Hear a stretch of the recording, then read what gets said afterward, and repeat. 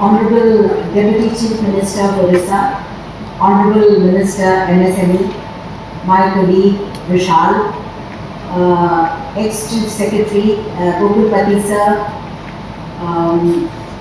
Chairman and office bearers of UCC, all the guests sitting here, boys and girls. At the outset, let me say that when we were children, we were asked to very often write essays on the India of your dreams. I'm sure here in Orissa you were asked to write on Orissa of my dreams, most popular of Orissa. And it is such a pleasure and a privilege that this kind of exercise one was able to actually conceptualize for the state. And we were able to come up with inputs from all the stakeholders, and we were able to come up with this vision document, which is Vision for Orissa 2036, when Orissa turns 100, and for 2047, when this country turns 100, and what the role of Orissa can be. So this was launched by Honorable Prime Minister during his last visit, and he very categorically mentioned that Orissa is the gateway to the east, but it is also the gateway to Vikasit Bharat. So Samruddha Orissa for Vikasit Bharat. My colleagues before have already mentioned that it is a very ambitious plan. So from a $118 billion economy that we are at present 3% of the national GDP. We intend to go up to $500 billion by 2036, at which point in time we hope to be 4% of the national GDP, and eventually $1.5 trillion by 2047, at which point in time we want to be 5% of the national GDP. Now clearly this is very, very ambitious, and even daunting at some point you feel it is very daunting, but we are very confident that we can achieve it. But with the present growth of approximately 7%, we cannot. It cannot be business as usual. So we have to grow at a much, much higher rate, maybe 9.5, 10%. Only then will we be able to achieve this.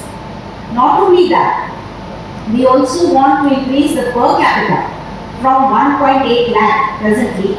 We are less than the national average of 2 lakh, and take it up to 32 lakh by 2047. The entire vision is actually based on 3 pillars. I thought it is important for us to understand that the vision is not only about prosperity, which is no doubt the most critical pillar. So when I say prosperity, that is one pillar. The second pillar on which the entire vision is based is well-being. And the third pillar is equity. So regional disparity needs to be. So whatever is achieved needs to percolate to everyone down the line, to the last man in the queue. So when I say prosperity, certainly we would like to double the airports and triple the railways and have more number of ports, and the existing ports we want to double the capacity, want to have more shipbuilding and repair units coming up.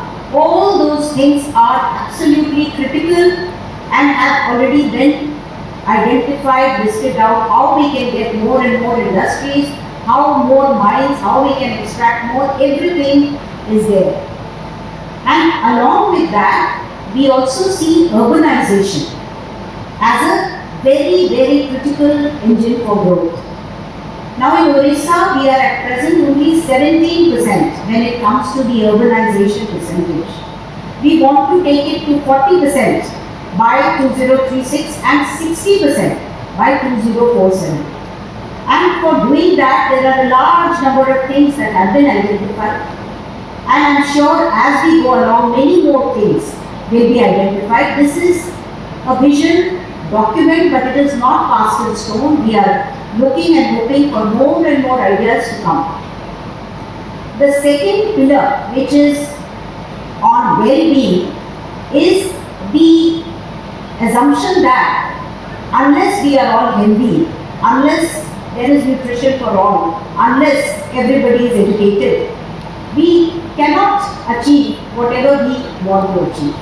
And therefore, the longevity that we are looking for is the longevity which is there in Germany presently, 81 years. We are at present around 70-71. What we are looking for is anemia control. So 64% of the women in the age group of 16 to 64 are anemic. That's shocking. We need to bring it down. How do we do that? That is a very, very important thing.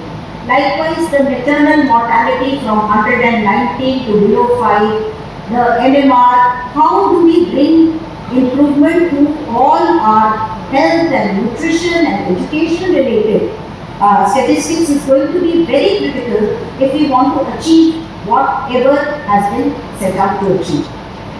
The third pillar is equally important, and that is equity.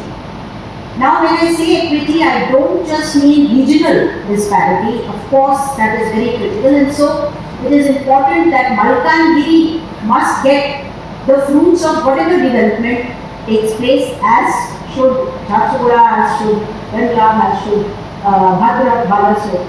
But at the same time, the women, so let's say the female labour force participation rate at present in Orissa is 49%, which by the national standards is not bad.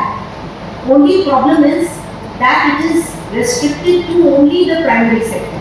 So the women are there, but they are working only in the low paying and if at all low paying primary sector.